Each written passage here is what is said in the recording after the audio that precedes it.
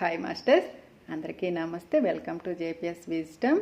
ముందుగా ధ్యాన మిత్రులకు, దివ్యాత్మ స్వరూపులకు, అలాగే మన యూట్యూబ్ కుటుంబ సభ్యులందరికీ కూడా మాతృదినోత్సవ శుభాకాంక్షలు. Happy mother's day masters.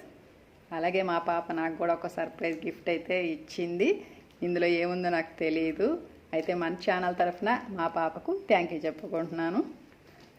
అలాగే ముందుగా మన ఈ భౌతిక దేహానికి జన్మనిచ్చినటువంటి మన కన్న తల్లులకు మన ఛానల్ తరఫున, మనందరి తరఫున మాతృదినోత్సవ శుభాకాంక్షలు తెలియజేసుకుందాం. హ్యాపీ మదర్స్ డే అమ్మ. అలాగే అమ్మలగన్న అమ్మ భూమాతకు, విశ్వమాత అయినటువంటి పరాశక్తికి, సకల జీవులకు తల్లి అయినటువంటి ఆ సృష్టికర్త అయిన ఆది పరాశక్తికి మనము మన ఛానల్ తరఫున మాతృదినోత్సవ శుభాకాంక్షలు తెలియజేసుకున్నాం.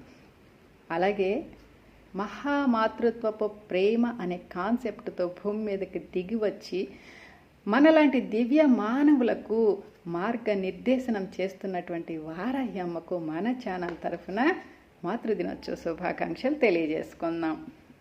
అయితే ఇక్కడ తల్లి అంటే కేవలం స్త్రీ రూపంలో ఉండేవాళ్లే కాదు మాస్టర్స్.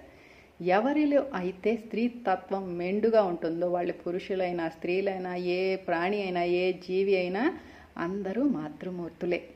వారందరికీ కూడా మనము మాతృదినోత్సవ శుభాకాంక్షలు తెలియజేసుకుందాం.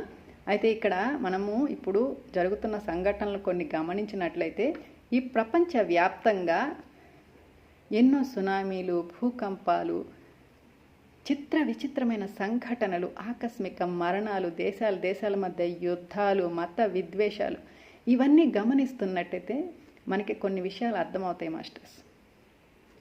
అదేంటంటే భూమాత యొక్క ఓర్పు, సహనం నశించింది.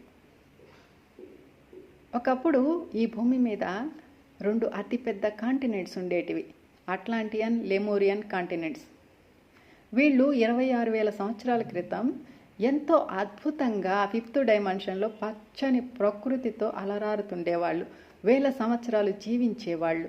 అయితే చీకటి శక్తుల ప్రభావంతో వీరి మధ్య విద్వేషాలు చెలరేగి నిరంతర యుద్ధాలు చేసుకోవడం ద్వారా